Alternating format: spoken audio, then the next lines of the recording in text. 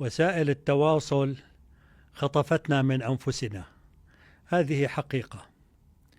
ولهذا فكر كثيرون بأن يكون للإنسان في اليوم ساعة يمكن أن نسميها الساعة الهادئة، أو أن نسميها الساعة الذهبية.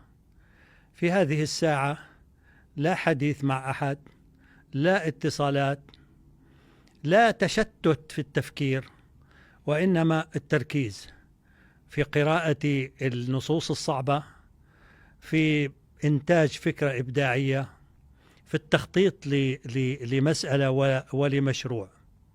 هذه الساعة الهادئة يمكن أن ننجز فيها أكثر مما ننجزه في 5 ساعات نحن مشغولون فيها بأشياء كثيرة.